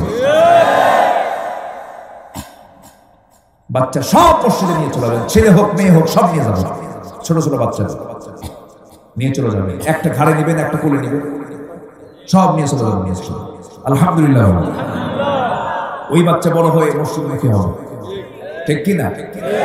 আপনি সি বিচে নিয়ে যাবেন, আপনি পর্যটন কেন্দ্রে চলে যাবেন, আপনি চলে যাবেন বেড়াতে সিঙ্গাপুরে, গোটা দুনিয়া ঘুরতেছেন, মসজিদ সন্তানকে দেখাচ্ছেন না, ওই সন্তান আপনাকে মৃত্যু করে দেখবে না। সন্তানকে আল্লাহওয়ালা বানান, সন্তানকে টাকাওয়ালা বানায় কি করবেন? সন্তানকে টাকাওয়ালা বানাবেন, সম্পদশালী বানাবেন, বুড়াকালে আপনি বুড়া হয়ে আপনার সন্তানকে ভয় পাবেন। সন্তান আমার টাকাওয়ালা, সন্তানকে টাকাওয়ালা না বানায় আল্লাহওয়ালা বানান, বুড়াকালে আপনার সন্তান আপনাকে দেখে ভয় করবে। মসজিদে পাঠায় দিন, বাবা মসজিদে চলে যান। আমার নবীজি মদিনার মসজিদে বসে আছেন। কিসের মসজিদে? মদিনার মসজিদে। হুসাইন কোলের মধ্যে বসা, কোলের মধ্যে হুসাইন বসা। বাবা জিবরিল দিয়ে জিবরাইল আলাইহিস সালাম নবীর সঙ্গে দেখা করতে আসছেন, হাঁটু গেড়ে দিয়ে নবীর সামনে বসে আছেন, সালাম বিনিময় করে বসে আছেন। ওহীর কার্যক্রম শুরু হবে। রাসূলের কোলে কে বসা? হুসাইন বসা। রাসূল বলছেন, না আমার সামনে কে এসে বসলো, তুমি তাকে চিনো? বলতেছেন, না এই লোকটাকে মাঝে মাঝে আসতে দেখি, খুব সুন্দর পরিপাটি, মাথার চুলগুলো কত সুন্দর গোছালো, খুব সুন্দর চেহারা। এই লোকটা মাঝে মাঝে আসে, কিন্তু লোকটাকে দেখে আমার কেমন যেন মনে হয়। কেন? কোন সাহাবী আপনার সঙ্গে দেখা করতে আসলে খালি হাতে আসে না। কেউ খেজুর নিয়ে আসে, কেউ আঙ্গুর নিয়ে আসে, কেউ বেদানা নিয়ে আসে, কিছু না কিছু হাদিয়া তোহফা নিয়ে আসে। আহলে সুফার সদস্যরা না খেয়ে থাকে, তাদের কিছু উপকার হয়। কিন্তু এই লোকটা মাঝে মাঝে আপনার কাছে আসে, খালি হাতে আসে, একটু কিপটা মাখা মানুষ। আমার নবীজি মুস্কি মুস্কি হাসি মারছেন আর চোখের ভাষায় বলছেন, জিবরাইল আজকে তোমার যে কয়টা বাজবে আল্লাহ জানে। আমার নবীজি দেখেন ওহীর কার্যক্রমকে থেমে দিয়ে শিশুকে সময় দিচ্ছেন। জোরে বলে সুবহানাল্লাহ। রাসূল কত আন্তরিক ছিলেন, কত তিনি বিনয়ী ছিলেন, কত তিনি উদার ছিলেন। আমার নবীজি এই আচরণ দেখি জিবরাইল আলাইহিস সালাম তিনিও বিব্রত বোধ করছেন। হারে আঙ্গুরের ছড়া বের করে ঝুলায় রেখেছেন। রাসূল তো টের পেলেন জান্নাতের আঙ্গুর। রাসূল বলেছেন, না কে বলেছে কৃপণ সাহাবী, দেখো তোমার জন্য কষ্ট আঙ্গুর এনেছে, তুমি খাও। এবার বলছেন, না এতক্ষণ ভাবছিলাম সাধারণ কৃপণ, এখন দিকে মারাত্মক কৃপণ। কেন? পকেট আঙ্গুর থেকে আঙ্গুর বের করে না। জোরে বলে সুবহানাল্লাহ। বিশ্বনবী বিশ্বমানের চরিত্র, আল্লাহু আকবার, বিশ্বমানের চরিত্র। নবীজির সামনে 4 স্ত্রী এসে বলতেছে, ইয়া রাসূলুল্লাহ আমাদের মধ্যে মারামারি লাগছে। কি লাগছে মারামারি? কি নিয়ে? আপনি কাকে বেশি ভালোবাসেন? আমরা 4 জনই বলি আমাকে বেশি ভালোবাসেন, ও বলে আমাকে বেশি ভালোবাসে। সত্যি করে বলেন তো আপনি আমাদের 4 জনের মধ্যে আপনি কাকে বেশি ভালোবাসেন? রাসূল বলেন, যে প্রশ্ন করতে একটু চিন্তা করতে হবে, যাও কালকে বলবো। চলে গেছে। সন্ধ্যা হতে না হতেই তিনি করলেন কি, 8টা খেজুর হাতে নিলেন। কয়টা? 2টা করে প্যাকেট করলেন। আম্মা জান আয়েশার ঘরে গিয়ে বলেন, আয়েশা রে আমি তোমাকে 2টা খেজুর দিয়ে গেলাম, আর তোমাকে জানান দিচ্ছি আমি তোমাকে দারুণ ভালোবাসি, কিন্তু তোমাকে যে ভালোবাসি আমি বেশি, এই কথা কিন্তু অন্য কোন স্ত্রীর কানে দেওয়া যাবে না। দ্বিতীয় স্ত্রীর ঘরে গিয়ে 2টা খেজুর দিয়ে একই কথা বললেন। তৃতীয় স্ত্রীর ঘরে গিয়ে একই কথা বললেন। চতুর্থ স্ত্রীর ঘরে গিয়ে একই কথা বললেন। নবীজি চলে এলেন। পরের দিন সকালবেলা 4 জন বুক ভরা আশা নিয়া, মন ভরা আশা নিয়া নবীর সামনে হাজির হলেন। যখন বলা হলো, হুজুর আপনি আজকে জানাতে চেয়েছেন আপনি সবচেয়ে কাকে বেশি ভালোবাসেন, রাসূল মুস্কি হাসি মেরে বললেন, আমি যাকে গতকালকে রাত্রিবেলা যাকে 2টা খেজুর লুকোচুরি করে দিয়ে এসেছি তাকেই সবচাইতে বেশি ভালোবাসি। যাও তো যেরকম সুবহানাল্লাহ। বিশ্বনবীর জীবন এটা। কোন দিকে যাবেন আপনি? কোন দিকে যাবেন? স্বামী ফার্স্ট ক্লাস স্বামী, না ফার্স্ট ক্লাস স্বামী। আল্লাহু আকবার। যুদ্ধের দিকে যাবেন, আমার নবীর যুদ্ধের কুশলতা, আমার নবীর যুদ্ধের যে দক্ষতা, গোটা পৃথিবীর কোন সামরিক শক্তি আমার নবীর সঙ্গে সঙ্গে মিলবে না। আল্লাহু আকবার। কোন দিকে যাবেন আপনি? সমরনায়ক, মহানায়ক, বিজ্ঞানী। দুনিয়ার বিজ্ঞানী কই গেছে? পাথফাইন্ডার নিয়ে কোথায় গেছে? মঙ্গল গ্রহে গেছে, কোথায় কোথায় গেছে, গেছে ভালো গেছে। এটা সব এই আসমানে। আর আমার নবীজি এমন যানবাহনে চড়েছেন, পৃথিবীতে এই যানবাহন কখনো তৈরি হবে না। বোরাক রাফরাফে চড়ে প্রথম আসমান, দ্বিতীয় আসমান, তৃতীয় আসমান, চতুর্থ আসমান, পঞ্চম আসমান, ষষ্ঠ আসমান, সপ্তম আসমান পেরিয়ে সিদরাতুল মুনতাহা পেরিয়ে আরশ আজিমের মেহমান হয়েছেন। Marconi, Faraday, James Watt, Copernicus, Einstein, Dalton, Galileo, এই সমস্ত বিজ্ঞানীরা কিছু তথ্য দেওয়ার জন্য আমরা তাদেরকে মহাবিজ্ঞানী বলি। আর আমার নবী কত বড় মহাবিজ্ঞানী ছিল! অতএব সব নেতৃত্ব ছেড়ে, সব আদর্শ ছেড়ে আমার নবীর আদর্শই হবে আমার জীবনের আদর্শ। রাজি আছেন কারা কারা? হাত উঁচু করে দেখান ইনশাআল্লাহ।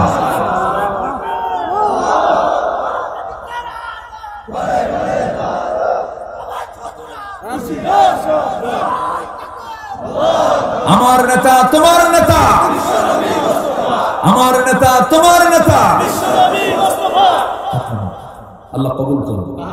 আমার রাসূলকে সব জায়গায় মানবো আমরা, এক জায়গায় না সব জায়গায়, এক জায়গায় না সব জায়গায়, সব জায়গায় মানবো। তাহলে আমরা সুখ পেয়ে যাবো, শান্তি পেয়ে যাবো। আমার নবীজি সাহাবায়ে কেরামকে নিয়ে কথা বলছেন, হঠাৎ করে মসজিদে নববীর দরজায় দাঁড়িয়ে আছেন হুসাইন। বলছেন এক সাহাবীকে, চাচা দরজা খুলে দেন, আমার নানার সঙ্গে কথা বলবো আমি। কেন? এখন রাসূল গুরুত্বপূর্ণ বয়ানে ব্যস্ত আছে, খোলা যাবে না। চোখ এরকম বড় বানাইছে। এই তোমরা যে নবীর কথা বসে বসে শোনো, সেই নবীর চেয়ে আমি হুসাইনকে কম দাও না? আমি তোমাদের নবীর চাইতে বড়, দরজা খোলো। আল্লাহু আকবার বলেন।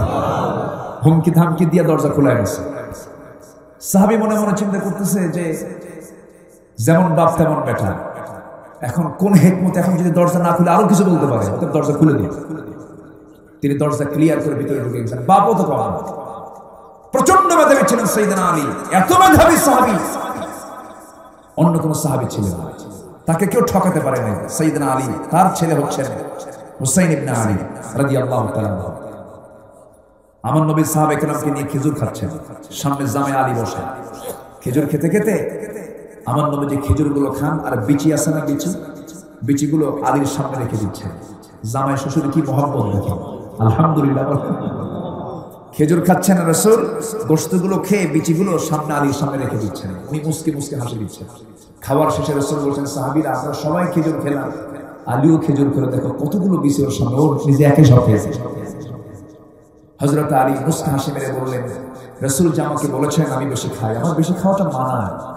আমি হলাম আসাদুল্লাহিল গালিব, আমি হলাম দিগ্বিজয়ী বীর, যেদিকে যাই সেদিকে যুদ্ধ লাগে। আমি একজন যোদ্ধা, আমার খেতে হবে বেশি, আমার রক্তের দরকার, শক্তির দরকার। কিন্তু আমি খেজুরগুলো খেয়েছি, আমরা সবাই খেজুর খাইছি এক সিস্টেমে, বিচি ছেড়ে দিয়ে খেজুরগুলো খেয়েছি। আর রাসূল এতক্ষণ ধরে যে খেজুরগুলো খাইছেন সব বিচি শুদ্ধা, তার সামনে একটা বিচি। রাসূল মুস্কি হাসি মেরে বলেন, আলী তুমি তো আমার ঠকায় দিলে। জোরে বলেন সুবহানাল্লাহ। তার ছেলে হচ্ছেন সাইয়েদনা হুসাইন রাদিয়াল্লাহু তাআলা। আস্তে করে করলেন কি, দরজা ক্লিয়ার করে একটা হুমকি ধামকি দিয়ে ভিতরে ঢুকছে। নবীর সামনে যায় আর হাসে না। রাসূল বলছেন, না তোমার মুখে হাসি না দেখলে তোমার ভালো লাগে না? না না, হাসবো না তো, তোমার সাহাবীরা আমার সঙ্গে ভালো আচরণ করে। সুবহানাল্লাহ বলবেন না? রাসূল কত নম্র ছিলেন, কত বিনয়ী ছিলেন, রুক্ষ মেজাজ তার মধ্যে কখনো কাজ করতো না। আমার নবী এবার বললেন, না না কি হয়েছে তোমাকে, কে কি বলেছে বলো। এবার বলছেন, না না আমি তোমার সঙ্গে কথা বলবো, বেশি সময় নেব না, তবে শর্ত হলো তোমার সমস্ত সাহাবীদেরকে একটু ডেকে আনো।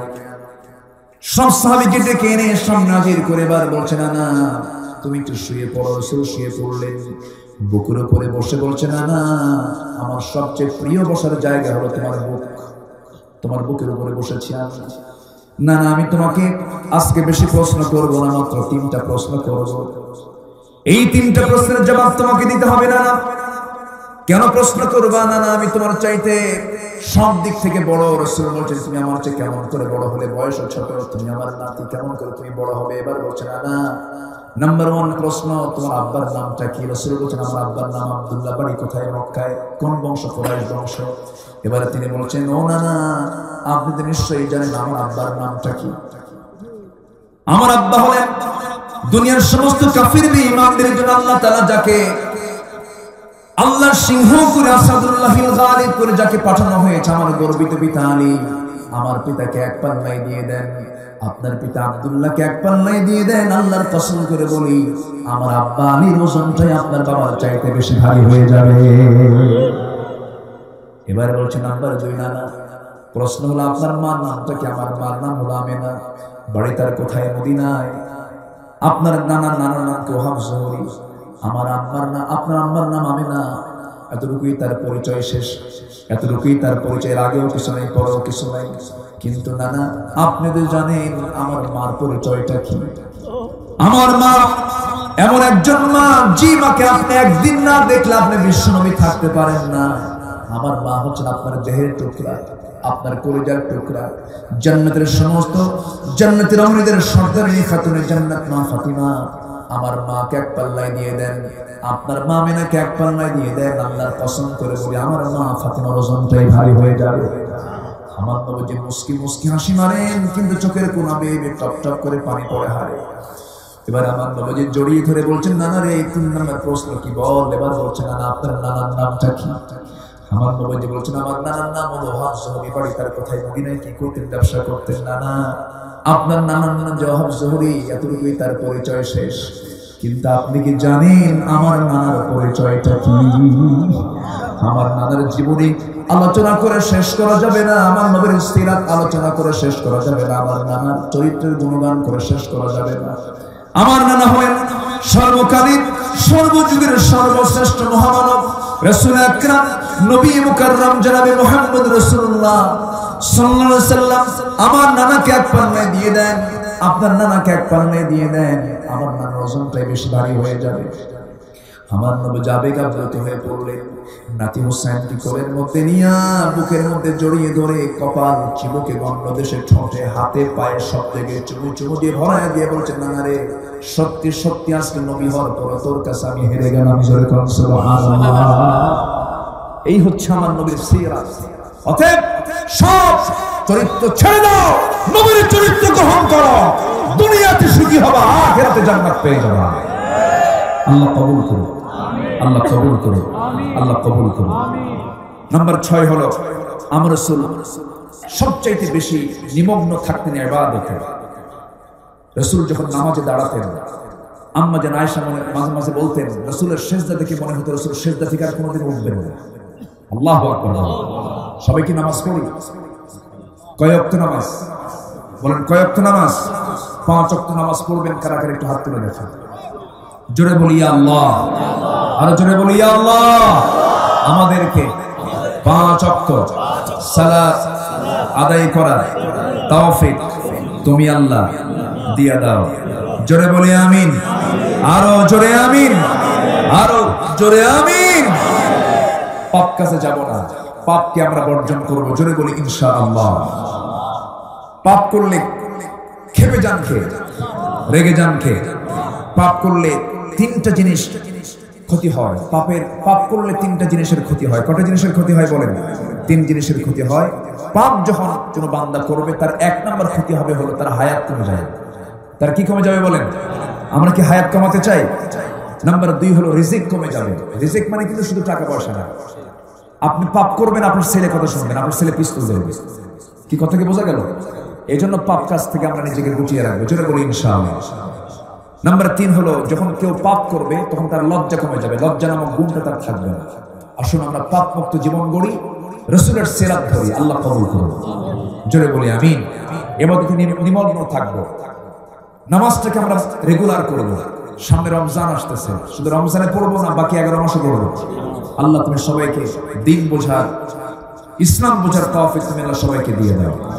আচ্ছা, নাম্বার 7 হলো, আমার নবীজি বাহ্যিকতা প্রদর্শন কখনো করতেন না।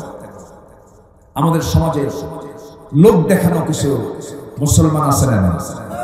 লোক দেখানো হাজি, লোক দেখানো নামাজি আছে না? নাই। আচ্ছা, এগুলো করবো না। এগুলো করলে তখন এটা রিয়ার মধ্যে পড়ে যাবে, শিরকের মধ্যে পড়ে যাবে। রাসূলের এই সুন্নাহকে আমাদের জীবনে ফলো করার তৌফিক তুমি আল্লাহ দিয়ে দাও। আসুন, আমি আর কথা না বাড়িয়ে যতটুকু কথা হলো, যা বলেছি, আল্লাহ যেন আমাদের বাস্তব জীবনে এগুলো আমলে নিয়ে আসার তৌফিক দান করেন। হ্যাঁ, জি জি জি। এই ক্যামেরাম্যান বন্ধ করবেন না, এখন এইগুলো খুলতে নিলে আওয়াজ হবে।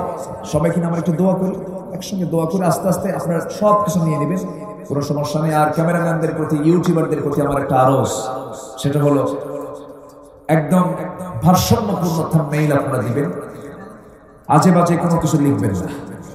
আমি সবার কাছে আরজটা করছি, এবং আমার ভিতরে আমার আলোচনার মধ্যে 2 ঘন্টার বক্তৃতায় কিছু ভুল কি থাকতে পারে না? থাকতো। সে ভুল কি রাখবেন না সংশোধন করবেন? সংশোধন। এগুলো একটু খেয়াল করতে হবে। এই জাতীয় যোগ্যতা যাদের আছে তারাই এই সমস্ত কাজগুলো করতে পারে। আপনারা এগুলো খেয়াল করবেন। আল্লাহ তুমি সবাইকে বোঝার তৌফিক দিও। আসুন আমরা আর দেরি করবো না, আমরা আল্লাহর কাছে চাবো। আমরা চাইবো কার কাছে? আল্লাহর কাছে আমরা চাইবো। জি, সবাই বলে সুবহানাকাল্লাহুম্মা আশহাদু আন লা ইলাহা ইল্লা আনতা আস্তাগফিরুকা ওয়া আতুবু ইলাইকা। চিৎকার মেরে বলি, ইয়া আল্লাহ, আমার জীবনে সগীরা কবীরা, ছোট বড় সব গুনাহ তুমি আল্লাহ মাফ করে দাও। জোরে বলুন, ইয়া রাব্বাল আলামিন, ইয়া রাব্বাল আলামিন। সবাই নামাজের মতো করে বসি, তাশাহুদের সূরাতে বসি। আগামীকালকে সবাই আসবে। আগামীকালকের মেহমান যারা আছেন তারাও দেশ বরেণ্য এবং অনেক বিচক্ষণ, তাদের মুখ থেকে অনেক মুক্তাসুদিস কথাগুলো শুনবেন। আছেন কালকে আমার প্রিয় ভাই কামরুল ইসলাম সাইদ আনসারী, আছেন আমার অত্যন্ত প্রিয় কাছের ভাই আব্দুর রহিম আল মাদানী, আর কি আছেন, এবং আজকে কালকে আসবেন আরেকজন, মানে নতুন মুখ, মাওলানা মাহমুদুল হাসান আসবেন। সবাই সদল বলে বন্ধু বান্ধব নিয়ে মাহফিলে হাজির হবে। জোরে বলি ইনশাআল্লাহ। আমি সবার কাছে দোয়া চাই, সবাইকে আমার জন্য দোয়া করবেন। সবাই দোয়া করবেন তো? আমিও দোয়া চাই, দোয়া করি। অনেকে একটু গজল শুনতে চেয়েছেন, শুনবেন? গজল শুনবেন? রাজি আছেন?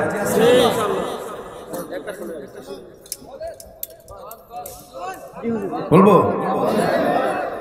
এসো না আল্লাহর নামে গান গাই, এসো না মন প্রাণ জোড়াই, এসো না মন প্রাণ জোড়াই। আল্লাহু আকবার বলো, আল্লাহু আকবার, আল্লাহু আকবার বলো, আল্লাহু আকবার। এসো না আল্লাহর নামে গান গাই, এসো না মন প্রাণ জোড়াই। আল্লাহু আকবার বলো, আল্লাহু আকবার, আল্লাহু আকবার বলো, আল্লাহু আকবার। আল্লাহু আকবার। একটু বাংলা চোরা বলবো। জি, আসুন আমরা আল্লাহর কাছে চাবো। সভাপতি সাহেব কই? আপনি পিছনে আছেন, আমরা দেখতে দেখাইতে পারছি। আপনি দোয়া করে দেন, আসেন আপনি করেন, আমি করবো। জি, রবিউল ভাই তার আব্বা আম্মার জন্য দোয়া চেয়েছেন। আল্লাহ তুমি তার আব্বা আম্মাকে সিহহাতে কুল্লিয়া দান করো। জোরে বলি আল্লাহুম্মা আমিন। সবাই বসুন, আমরা আল্লাহর কাছে চাবো আল্লাহ যেন আমাদের সকল গুনাহগুলোকে মাফ করে দেন। আল্লাহুম্মা আমিন। রব্বানা যালামনা أنفسنا وإن لم تغفر لنا وترحمنا لنكونن من الخاسرين ربنا لا تزغ قلوبنا بعد إذ هديتنا وهب لنا من لدنك رحمة إنك أنت الوهاب গভীর রাত, নিঝুম রাত, ঝিমানো রাত্রিতে চাঁদের মতো হাজারো মুসলমান নরনারীকে নিয়ে তোমার কালাম থেকে কিছু কথা বলেছি। গুনার বোঝা মাথায় নিয়ে কাঙ্গাল বিগারের মতো দুটো হাত পেতে আছি। আল্লাহ, গুনার দিকে নজর দিও না, বান্দা মনে করে তামাম জীবনের গুনাহগুলোকে মাফ করে দাও। আয় আল্লাহ তাআলা, আব্বা আম্মার জন্য কি দোয়া তাও তুমি শিখিয়ে দিয়েছো। চক্ষুটা বন্ধ করুন, আল্লাহর শেখানো দোয়া পড়ে সবাই আওয়াজ দিয়ে বলুন, রব্বিরহামহুমা কামা রব্বায়ানি সগীরা, রব্বিরহামহুমা কামা রব্বায়ানি সগীরা। আয় আল্লাহ তাআলা, বিশেষ করে এই মাহফিল আয়োজন যারা করলেন, শোনার জন্য যারা কষ্ট করে হাজির হলেন, বিনিময়ে কিয়ামতের কঠিন ময়দানে যেদিন কেউ কাউকে চিনবে না, এমনকি মা সন্তানকে পর্যন্ত স্বীকার করে বসবে, যেদিন মানুষ কাঁদতে কাঁদতে চোখের পানিগুলো ফুলে যাবে, চোখ থেকে রক্ত বের হওয়া শুরু হয়ে যাবে, সেই কঠিন মুসিবতের দিনে এই মাহফিল সবার জন্য তুমি আল্লাহ নাজাতের মাধ্যম বানায় দিও। আল্লাহ, আয় আল্লাহ তাআলা তোমার বান্দাগুলোকে এমন সময় হাত তুলেছি যে সময় গোটা দুনিয়া জুড়ে অশান্তির আগুন দাও দাও করে জ্বলছে আল্লাহ। মুসলমানদের পায়ের তলায় মাটি নাই, তুমি আল্লাহ ওমরের মতো একটা নেতা মুসলিম বিশ্বের জন্য পাঠিয়ে দাও, সাইয়েদনা আবু বকরের মতো একজন নেতা মুসলিম বিশ্বের জন্য পাঠিয়ে দাও। আয় আল্লাহ তাআলা ক্রান্তি লগ্নে মুসলিম উম্মাহকে একটা প্ল্যাটফর্মে আসার তৌফিক তুমি আল্লাহ দিয়ে দাও। আমার রবিউল ভাই ভাগ্যবান মানুষের নাম, তুমি তার খেদমতকে কবুল করে নাও। আব্বা আম্মার জন্য দোয়া চেয়েছেন, তাদেরকে তুমি আল্লাহ সেহাতে কুল্লিয়া দিয়ে দাও। সন্তানগুলো আছে তাদেরকে তুমি আল্লাহ দিনদার ইমানদার পরহেজগার হিসেবে তুমি আল্লাহ কবুল আর মঞ্জুর করে নাও।